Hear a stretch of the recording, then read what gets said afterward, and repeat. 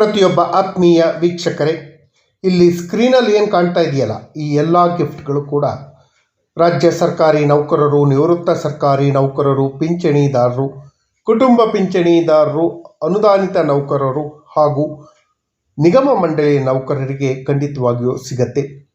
ರಾಜ್ಯ ಸರ್ಕಾರ ಹಾಗೂ ಕೇಂದ್ರ ಸರ್ಕಾರಗಳು ಸರ್ಕಾರಿ ನೌಕರರು ಹಾಗೂ ನಿವೃತ್ತ ಸರ್ಕಾರಿ ನೌಕರರು, ಪಿಂಚಣಿದಾರರಿಗೆ ಶ್ರಾವಣ ಮಾಸದಲ್ಲಿ ಬಂಪರ್ ಗಿಫ್ಟನ್ನು ಕೊಡೋಕ್ಕೆ ರೆಡಿಯಾಗಿದೆ. ಈ ಬಂಪರ್ ಗಿಫ್ಟಿಂದಾಗಿ ನೌಕರರ ಸಂಬಳ, ಪಿಂಚಣಿಗಳು ಭಾರಿ ಹೆಚ್ಚಳ ಆಗತ್ತೆ. ಅದ್ರ ಜೊತೆಯಲ್ಲಿ ರಾಜ್ಯದ ಪಿಂಚಣಿದಾರರು, ನಿವೃತ್ತ ನೌಕರರ ಎಷ್ಟೋ ವರ್ಷಗಳ ಕನಸುಗಳು ಈಡೇರುವಂತಹ ಕಾಲ ಬಂದಿದೆ. ಏನೆಲ್ಲ ಗುಡ್ ನ್ಯೂಸ್ಗಳು ಸಿಗತ್ತೆ ಅನ್ನೋದ್ರ ಬಗ್ಗೆ ವಿವರವಾದ ಮಾಹಿತಿಯನ್ನು ತಮ್ಮ ಮುಂದೆ ಶೇರ್ ಮಾಡ್ತೀನಿ. ಈ ಮಾಹಿತಿಯನ್ನು ಶೇರ್ ಮಾಡೋದಕ್ಕಿಂತ ಮುಂಚಿತವಾಗಿ ಯಾರೆಲ್ಲ ಈ ಚಾನಲ್ಗೆ ಸಬ್ಸ್ಕ್ರೈಬ್ ಮಾಡ್ಕೊಂಡಿಲ್ಲ, ದಯವಿಟ್ಟು ಕೆಳಗಡೆ ಕಾಣ್ತಾ ಇರೋಂಥ ಸಬ್ಸ್ಕ್ರೈಬ್ ಬಟನನ್ನು ಒತ್ತಿ, ಬೆಲ್ ಐಕನನ್ನು ಕ್ಲಿಕ್ ಮಾಡಿ, ಆಲ್ ಅಂತ ಮಾಡಿ. ನೀವು ಫೇಸ್ ಮಾಡ್ತಾ ಇರೋಂಥ ಎಲ್ಲ ಪ್ರಾಬ್ಲಮ್ಗಳನ್ನು ಲೀಗಲ್ ಆಗಿ ಸಾಲ್ವ್ ಮಾಡ್ಕೊಳ್ಳೋಕ್ಕಿರೋಂಥ ಉತ್ತಮ ವೇದಿಕೆಯಾದ ಸರ್ಕಾರಿ ನೌಕರ ಮಿತ್ರ ಯೂಟ್ಯೂಬ್ ಚಾನಲ್ಗೆ ಜಾಯ್ನ್ ಆಗಿ.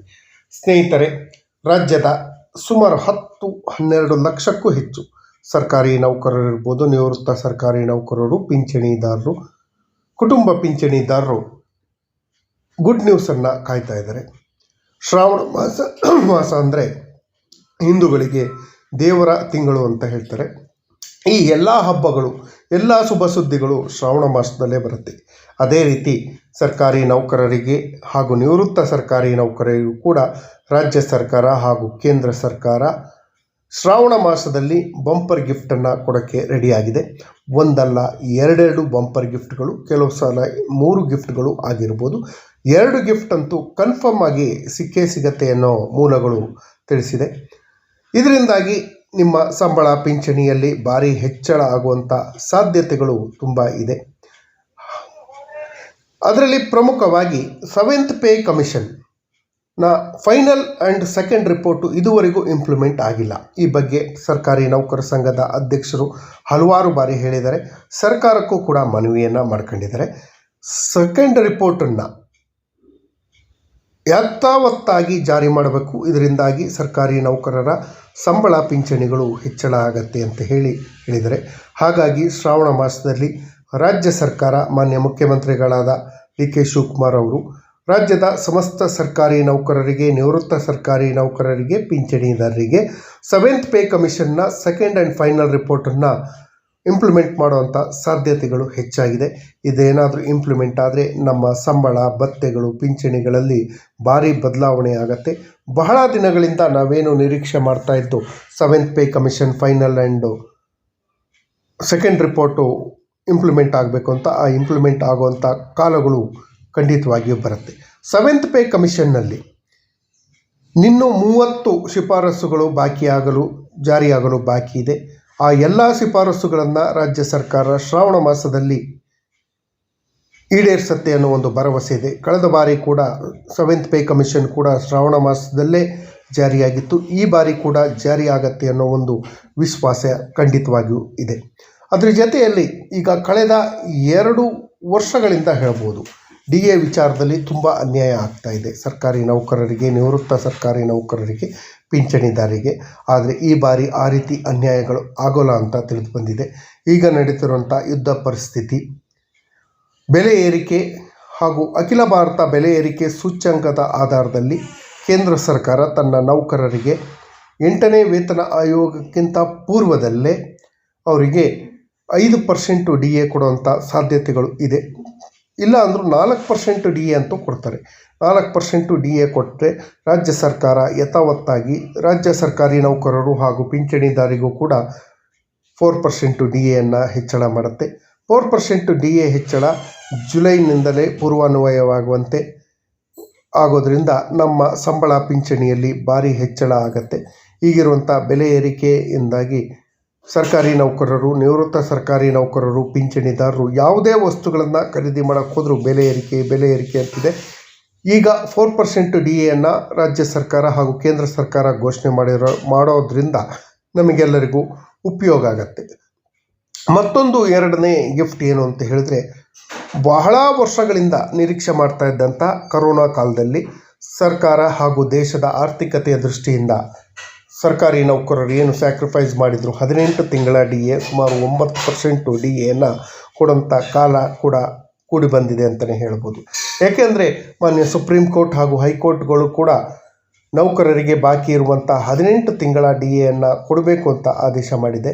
ಈ ಆದೇಶವನ್ನು ಇಂಪ್ಲಿಮೆಂಟ್ ಮಾಡಬೇಕಾದಂಥ ಅನಿವಾರ್ಯತೆ ಕೇಂದ್ರ ಸರ್ಕಾರ ಹಾಗೂ ರಾಜ್ಯ ಸರ್ಕಾರದ ಮೇಲೂ ಇದೆ.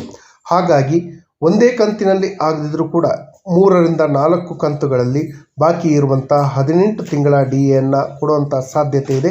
ಈ ಗುಡ್ ನ್ಯೂಸ್ ಕೂಡ ಶ್ರಾವಣ ಮಾಸದಲ್ಲೇ ನಿಮಗೆ ಸಿಗತ್ತೆ. ಇದರಿಂದಾಗಿ ನಿಮ್ಮ ಸಂಬಳ ಹಾಗೂ ಪಿಂಚಣಿಗಳು ಹೆಚ್ಚಳ ಆಗತ್ತೆ. 9% ಈಗ ಇರುವಂಥ ಬೇಸಿಕ್ಕಿಗೆ 9% ಡಿ ಎ ಹೆಚ್ಚಳ ಆಯಿತು ಅಂದರೆ ಯಾವ ರೀತಿ ನಮ್ಮ ಸಂಬಳಗಳು ಪಿಂಚಣಿಗಳು ಹೆಚ್ಚಳ ಆಗ್ಬೋದು ಅನ್ನೋದನ್ನು ನೀವೇ ಯೋಚನೆ ಮಾಡಿ. ಹಾಗಾಗಿ ಈ ಗುಡ್ ನ್ಯೂಸ್ ಕೂಡ ಶ್ರಾವಣ ಮಾಸದಲ್ಲೇ ಸಿಗುವಂಥ ಸಾಧ್ಯತೆ ಇದೆ. 18% ಡಿ ಎ ಪ್ರತಿಯೊಬ್ಬ ಸರ್ಕಾರಿ ನೌಕರರು, ನಿವೃತ್ತ ಸರ್ಕಾರಿ ನೌಕರರು, ಪಿಂಚಣಿದಾರರಿಗೆ ಖಂಡಿತವಾಗಿಯೂ ಸಿಗತ್ತೆ ಅನ್ನೋ ಒಂದು ವಿಶ್ವಾಸ ಇದೆ. ಅದರ ಜೊತೆಯಲ್ಲಿ 10% ಅಡಿಷ್ನಲ್ ಪೆನ್ಷನ್, ಈ ಬಗ್ಗೆ ಅಂತೂ ಎಲ್ಲ ನಿವೃತ್ತ ಸರ್ಕಾರಿ ನೌಕರರು, ಪಿಂಚಣಿದಾರರು ಬಹಳಷ್ಟು ಹೋರಾಟಗಳನ್ನು ಮಾಡಬರ್ತಾ ಇದ್ದಾರೆ. 7th ಪೇ ಕಮಿಷನ್ನು ಇಂಪ್ಲಿಮೆಂಟು 1/8/2024 ಆದರೂ ಕೂಡ ಅದು ಪೂರ್ವಾನ್ವಯವಾಗೋದು 1/7/2022ರಿಂದ. ಈಗ 2 ವರ್ಷದ್ದು ನಮಗೆ ಅರಿಯರ್ಸ್ ಕೊಡಲಿಲ್ಲ, ಓಕೆ. 7th ಪೇ ಕಮಿಷನ್ನಲ್ಲಿ ಒಂದು ವರದಿಯಲ್ಲಿ 10% ಅಡಿಷ್ನಲ್ ಪೆನ್ಷನನ್ನು ಕೊಡಬೇಕು. ಯಾರಿಗೆ? 70 ವರ್ಷದಿಂದ 80 ವರ್ಷದ ಒಳಗೆ ಇರುವಂತಹ ಎಲ್ಲ ನಿವೃತ್ತ ಪಿಂಚಣಿದಾರರಿಗೆ ತಾವು ಪಡಿತಾ ಇರೋಂತಹ ಪಿಂಚಣಿ ಮೂಲ ಪಿಂಚಣಿಯ 10% ಹೆಚ್ಚುವರಿ ಕೊಡಬೇಕು ಅಂತ ಹೇಳಿದರು. 7th ಪೇ ಕಮಿಷನ್ ಇಂಪ್ಲಿಮೆಂಟ್ ಆಗಿ ಆಲ್ರೆಡಿ 2 ಇಯರ್ಸ್ ಆದರೂ ಕೂಡ ಸರ್ಕಾರ ಯಾವುದೇ ಜಿಒಗಳನ್ನು ಮಾಡ್ತಾನೆ ಸರ್ಕಾರಿ ನೌಕರರಿಗೆ, ನಿವೃತ್ತ ನೌಕರರಿಗೆ, ಪಿಂಚಣಿದಾರರಿಗೆ ಬರಬೇಕಾದಂಥ ನ್ಯಾಯಯುತವಾದ 10% ಅಡಿಷ್ನಲ್ ಪೆನ್ಷನನ್ನು ಕೊಡುವಂಥ ಕೆಲಸವನ್ನು ಮಾಡಿರಲಿಲ್ಲ. ಈಗ ರಾಜ್ಯ ಸರ್ಕಾರ 7ನೇ ವೇತನ ಆಯೋಗದ ಎಲ್ಲ ಅಂಶಗಳನ್ನು ಪರಿಗಣಿಸುವ ಸಾಧ್ಯತೆ ಇರೋದರಿಂದ ಖಂಡಿತವಾಗಿಯೂ ಅವರಿಗೆ 10% ಅಡಿಷ್ನಲ್ ಪೆನ್ಷನ್ ಖಂಡಿತವಾಗಿಯೂ ಸಿಗತ್ತೆ ಅನ್ನೋ ಒಂದು ಭರವಸೆ ಇದೆ. ಅದ್ರ ಜೊತೆಯಲ್ಲಿ ನಿವೃತ್ತ ಸರ್ಕಾರಿ ನೌಕರರು, ಪಿಂಚಣಿದಾರರು ಯಾರೆಲ್ಲ 1/7/2022ರಿಂದ 31/7/2024 ನಡುವೆ ರಿಟೈರ್ಡ್ ಆದಂಥ 34,000 ಪಿಂಚಣಿದಾರರಿಗೆ ಬರಬೇಕಾದಂಥ EL ಎನ್ಕೇಸ್ಮೆಂಟು, ಕಮಿಟೇಷನ್ನಿಂದ ಹಿಡ್ಕೊಂಡು DCRG ಪ್ರತಿಯೊಂದನ್ನು ಕೂಡ 7th ಪೇ ಕಮಿಷನ್ ಆಧಾರದಲ್ಲಿ ವೈಜ್ಞಾನಿಕ ಪಿಂಚಣಿ ವ್ಯವಸ್ಥೆಯನ್ನು ಜಾರಿ ಮಾಡಬೇಕು. ಇನ್ನೇನು 1 ತಿಂಗಳು ಕಾಲಾವಕಾಶ ಇದೆ. ಇವತ್ತಿಂದ ಆಷಾಢ ಪ್ರಾರಂಭವಾಗಿದೆ. ಶ್ರಾವಣ ಇನ್ನೊಂದು ತಿಂಗಳಿದೆ. ಶ್ರಾವಣ ಮಾಸದಲ್ಲಿ ಪ್ರತಿಯೊಬ್ಬ ಸರ್ಕಾರಿ ನೌಕರರು, ನಿವೃತ್ತ ಸರ್ಕಾರಿ ನೌಕರರು, ಪಿಂಚಣಿದಾರರಿಗೂ ಖಂಡಿತವಾಗಿಯೂ ಈ ಎಲ್ಲ ಗಿಫ್ಟ್ಗಳು ಸಿಗತ್ತೆ ಅನ್ನೋ ಒಂದು ವಿಶ್ವಾಸ ಇದೆ. ರಾಜ್ಯ ಸರ್ಕಾರದ ಮಾನ್ಯ ಮುಖ್ಯಮಂತ್ರಿಗಳು ಬಿಡುಗಡೆ ಮಾಡ್ತಾರೆ ಅನ್ನೋ ಒಂದು ವಿಶ್ವಾಸದೊಂದಿಗೆ ಒತ್ತಾಯಿಸುತ್ತಾ, ಈ ಮಾಹಿತಿ ಇಷ್ಟ ಆಗಿದ್ದರೆ ದಯವಿಟ್ಟು ಕೆಳಗಡೆ ಕಾಣ್ತಾರಂಥ ಸಬ್ಸ್ಕ್ರೈಬ್ ಬಟನನ್ನು ಒತ್ತಿ, ಬೆಲ್ ಐಕನ್ನನ್ನು ಕ್ಲಿಕ್ ಮಾಡಿ, ಆಲ್ ಅಂತ ಮಾಡಿ.